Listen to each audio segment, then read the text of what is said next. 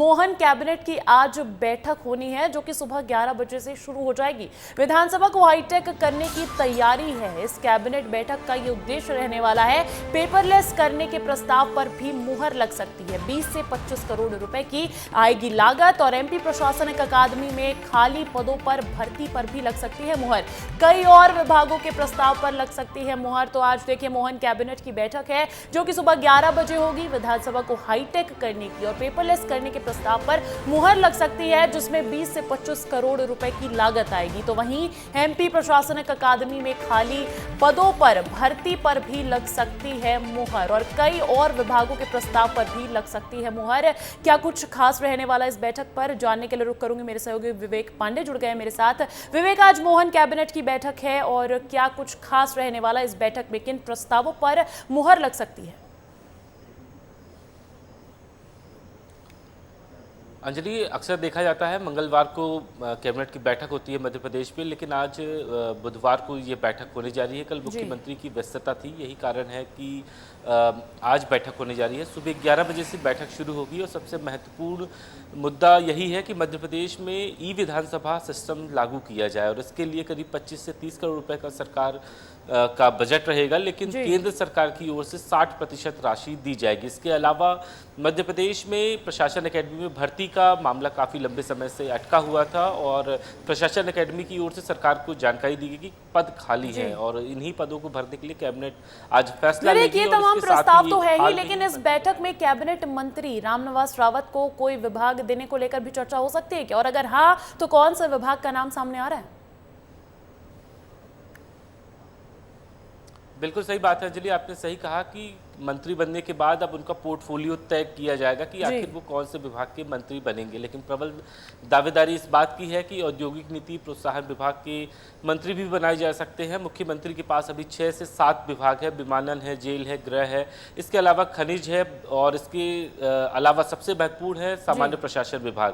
Cabinet portfolio के मुताबिक 3 से 4 विभाग बेहद महत्वपूर्ण है, खनिज है, गृह है, जेल है, इसके अलावा सामान्य प्रशासन विभाग, नर्मदा विकास प्राधिकरण और नर्मदा घाटी प्राधिकरण भी है।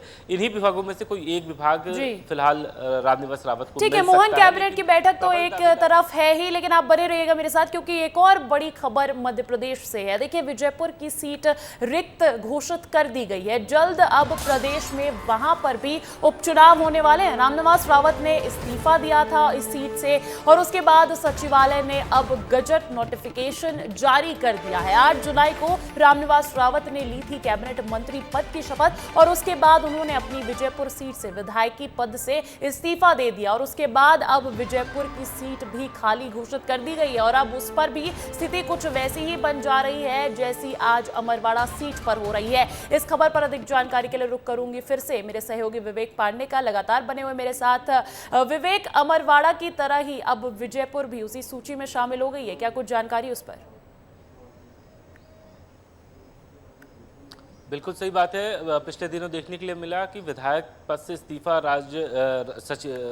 विधानसभा सचिवालय को रामनिवास रावत की तरफ से भेजा गया और अब इस्तीफा स्वीकार कर लिया गया है। चुनाव आयोग को जानकारी दे दी गई है स्पीकर की तरफ से कि विजयपुर की सीट रिक्त हो गई है, वहां उपचुनाव किए जा सकते हैं। और अब सबसे बड़ी बात है, बुधनी और विजयपुर ये दो सीट ऐसी है जहां पे उपचुनाव होना कंफर्म है, लेकिन बीना की अभी तक कंफर्मेशन नहीं आई है और निर्मला सप्रे की तरफ से विधानसभा स्पीकर को अभी तक इस्तीफा नहीं दिया गया है। सप्रे आखिर किस संशय में है, क्योंकि बीजेपी ज्वाइन करने के बाद उनका इस्तीफा होना तय था, लेकिन अभी तक इस्तीफा हुआ नहीं है। विधानसभा स्पीकर के पास विजयपुर से जरूर रामनिवास रावत का इस्तीफा मंजूर हो गया है, लेकिन बीना से अब तक उनके पास कोई जानकारी नहीं आई है। तो ऐसे में ये कहा जा सकता है कि सिर्फ बुधनी और विजयपुर में ही उपचुनाव होंगे। हालांकि कुछ दिनों के बाद बुधनी और विजयपुर का नाम जो है वो अमरवाड़ा की इस सूची में जुड़ गया है, लेकिन अभी कहीं ना कहीं निर्मला सप्रे के इस्तीफे का इंतजार है बीना से उपचुनाव करवाने के लिए। बहुत बहुत शुक्रिया विवेक तमाम जानकारी के लिए। और अब अमरवाड़ा विधानसभा का उपचुनाव है आज। अमरवाड़ा विधानसभा उपचुनाव के लिए वोटिंग शुरू हो गई है। सुबह 7 बजे से शाम 6 बजे तक यहां पर वोटिंग होगी, जिसके लिए सुरक्षा के भी कड़े इंतजाम किए गए हैं। आपको बता दूं कि इस सीट पर कुल 2,57,866 मतदाता है, जिसमें 1,29,372 पुरुष मतदाता शामिल है, तो वहीं 1,28,492 महिलाएं शामिल है। चुनाव के लिए कुल 332 मतदान केंद्र बनाए गए हैं, जिनमें 1485 मतदान कर्मी की ड्यूटी भी लगाई गई है। यहां पर मुख्य मुकाबला बीजेपी कांग्रेस के बीच है, तो वहीं गोंडवाना गणतंत्र पार्टी ने भी यहां पर अपना उम्मीदवार उतारा है। आपको ये संख्या जो है हम बता रहे हैं कि 332 मतदान केंद्र है। वहीं अगर मैं बात कर लूं मतदाताओं की, तो इस सीट पर कुल 2,57,866 मतदाता है, जिसमें से 1,29,372 पुरुष मतदाता है, तो वहीं 1,28,492 महिला मतदाता है। 332 मतदान केंद्र है और 1,485 मतदान कर्मी की ड्यूटी लगाई गई है और यहां पर मुकाबला त्रिकोणीय है।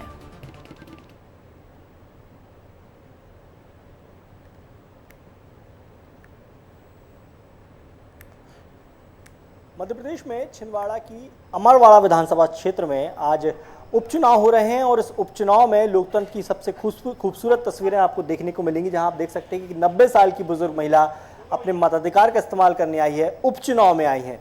अंदाज़ा लगाया जा सकता है कि किस तरह से मतदाताओं में उत्साह है। अमरवाड़ा विधानसभा सीट इसलिए भी बहुत महत्वपूर्ण हो जाती है क्योंकि लोकसभा चुनाव के दौरान इस सीट से यहाँ के जो विधायक थे, कांग्रेस विधायक कमलेश शाह ने विधायकी छोड़ दी थी, बीजेपी ज्वाइन कर ली थी और उसके बाद से फिर अब चुनाव हो रहे हैं।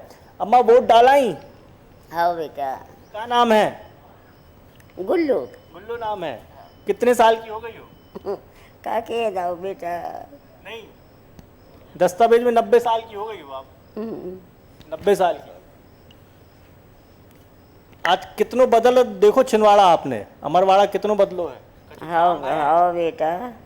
हाँ हुए काम। आज वोट डालना नहीं, डाल दिया वोट? हाँ बेटा। हर बार वोट डालना ना था? हाँ। लोगों से कहा बोले वोट डालवे आए? हाँ। बोलो तो। वोट डालना आए। वोट डालने आए। 90 साल की बुजुर्ग महिला है, लेकिन इनका उत्साह इस बात की ओर इशारा कर रहा है कि देखिए लोकतंत्र की खूबसूरत तस्वीर को अगर आपको वो और बेहद खूबसूरत बनाना है, तो जब 90 साल की एक बुजुर्ग महिला हिम्मत कर सकती है मतदान केंद्र तक आने की, तो आप भी घर से ज़रूर निकलिए। ये उपचुनाव भले ही है, लेकिन ज़रूरी है कि मतदाता अपने मताधिकार का इस्तेमाल ज़रूर करें। कैमरा रवींद्र के साथ दुर्गेश कुमार, विस्तार न्यूज़।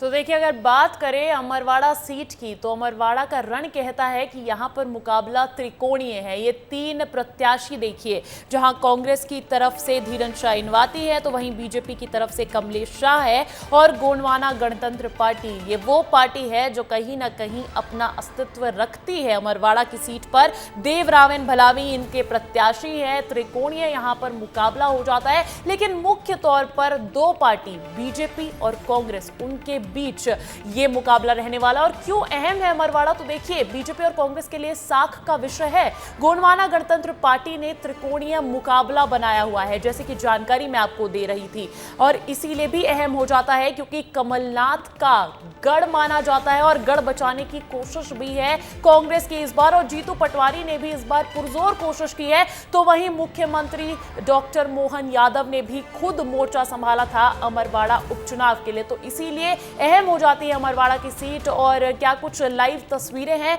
उसके लिए मेरे सहयोगी दुर्गेश साहू जुड़ गए हैं मेरे साथ सीधा अमरवाड़ा से, उनका रुख करूंगी। दुर्गेश, क्या मतदाताओं की तादाद में कुछ इजाफा देखा गया है? क्या कुछ वहां की तस्वीरें हैं? बिल्कुल, देखिए धीरे धीरे इजाफा हो रहा है। जैसे जैसे दिन चल रहा है वैसे वैसे मतदाताओं के आने का सिलसिला शुरू हो गया है। इस वक्त मैं जिस मतदान केंद्र में मौजूद हूँ, ये आदर्श मतदान केंद्र कहलाता है और यहाँ पर आप देखते हैं कि सुबह से ही महिला हो चाहे पुरुष हो, बड़ी संख्या में। आपने वोट डाल दिया अम्मा? हाँ बेटा। क्या नाम है आपका? संत भाई।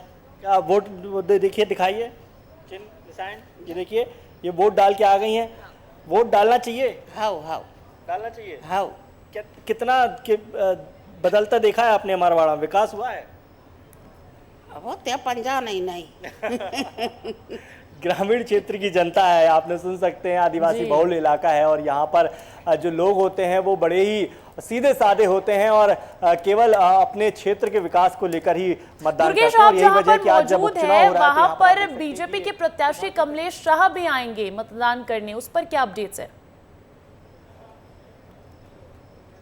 बिल्कुल, देखिए तकरीबन 11 से 12 बजे की टाइमिंग हमें पता चली है कि जब जो बीजेपी प्रत्याशी हैं कमलेश शाह वो यहाँ पर वोट डालने आएंगे। यही वसूलिया केंद्र है जहाँ पर वो पूरा परिवार अपने वोट डालने के लिए आता है। और चूंकि ये जो अमरवाड़ा विधानसभा क्षेत्र है केवल राजनीतिक पृष्ठभूमि से नहीं है बल्कि ये राजकीय पृष्ठभूमि से भी है, क्योंकि जो 3 बार के विधायक लगातार बने हैं कमलेश शाह, वो इसके पहले कांग्रेस पार्टी में जरूर थे लेकिन वो एक राजशाही परिवार से आते हैं। उनके नाम के आगे ही राजा लगा रहता है। उनका यहाँ पर महल है जहाँ पर जिस हर्रई क्षेत्र में मैं इस समय मौजूद हूँ, क्योंकि अमरवाड़ा क्षेत्र विधानसभा क्षेत्र वो काफी बड़ा है। इसमें एक हर्रई जागीर बिल्कुल के नाम से राजशाही ही जाना परिवार जाता है से जहाँ पर आते वो रहते हैं, लेकिन राजा तो जनता बनाएगी। आज का जो चुनाव है इसीलिए बेहद खास हो जाता है क्योंकि ये लोकतंत्र का पर्व है। बहुत बहुत शुक्रिया दुर्गेश, आप तस्वीरें पहुंचाते रहिएगा। खबर राजगढ़ से। राजगढ़ जिले के ब्यावरा में मंगलवार की शाम 3 मंजिला निर्माणाधीन मकान छत डालने के बाद अचानक गिर गया, जिसके मलबे में दबने से एक मजदूर की मौत हो गई, वहीं 4 मजदूर घायल हो गए जिन्हें इलाज के लिए सिविल अस्पताल में भर्ती कराया गया, जबकि एक मजदूर को गंभीर हालत में भोपाल भी रेफर किया गया।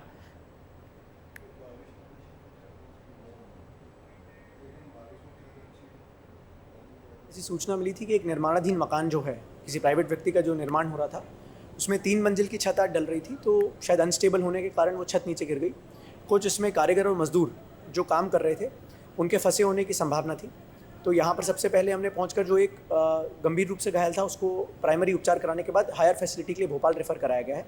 उसके साथ साथ जो कुछ लोगों को जो साधारण चोटें थी उनका भी इलाज यहाँ के प्राइवेट अस्पताल और जिला अस्पताल में भी लगातार चल रहा है। इसी के साथ साथ एक मजदूर की अनफॉर्चुनेटली जो डेथ हुई है उसकी बॉडी को अभी SDRF की टीम यहाँ पर मौजूद थी, तो उन्होंने क्योंकि मलबा बहुत ज़्यादा था इक्विपमेंट्स की मदद से उसको निकाल कर उसकी बॉडी को रिकवर किया है, उसको अभी अस्पताल पहुँचाया गया है।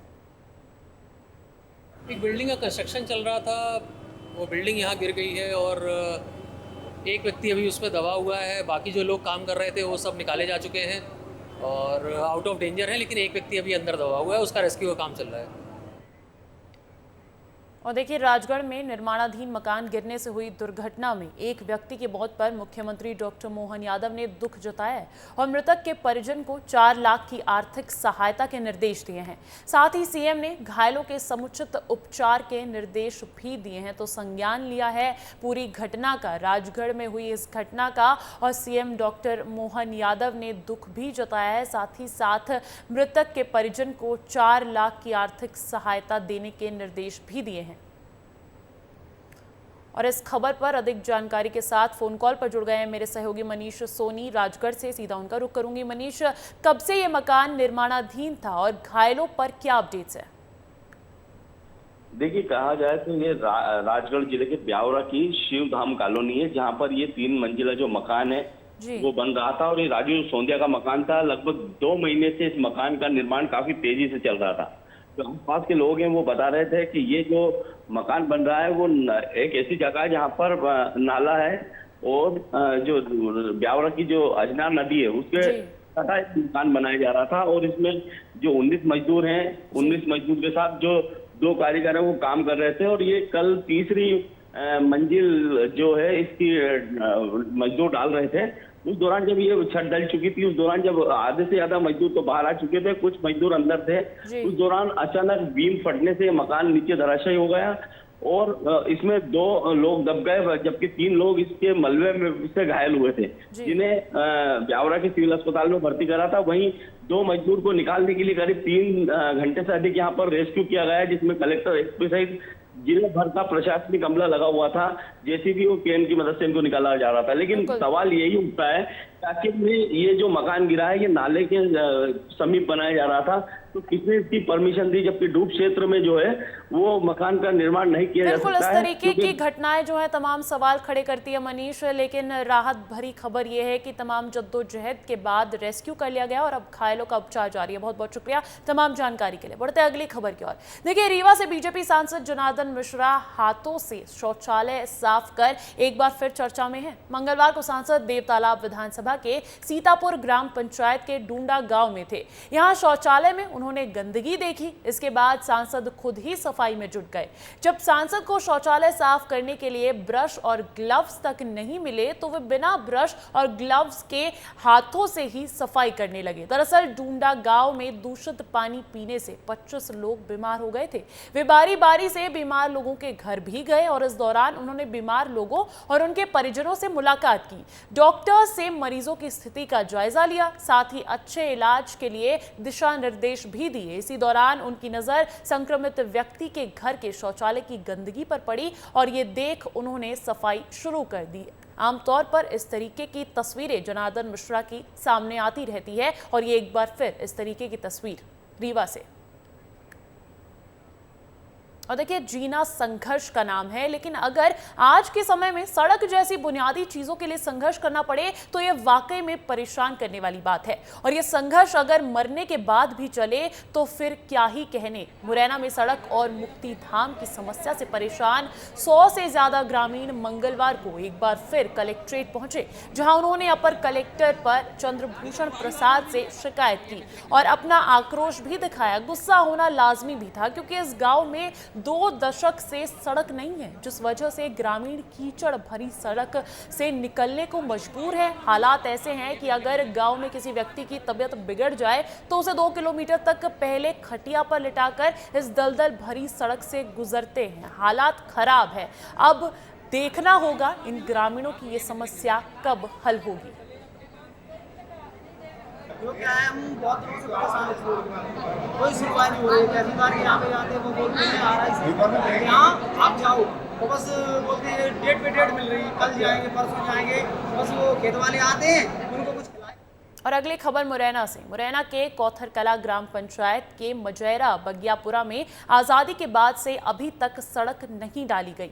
इतना ही नहीं, शासन ने हर ग्राम पंचायत में शांति धाम बनाए, लेकिन इस गांव को शांति धाम तक नसीब नहीं हुआ, जिस वजह से ग्रामीणों को भारी परेशानियों का सामना करना पड़ रहा है। और यही वजह है कि आधा सैकड़ों ग्रामीण जन सुनवाई में पहुंचे, जहां ग्रामीणों ने अपर कलेक्टर को 2 टूक कह दिया।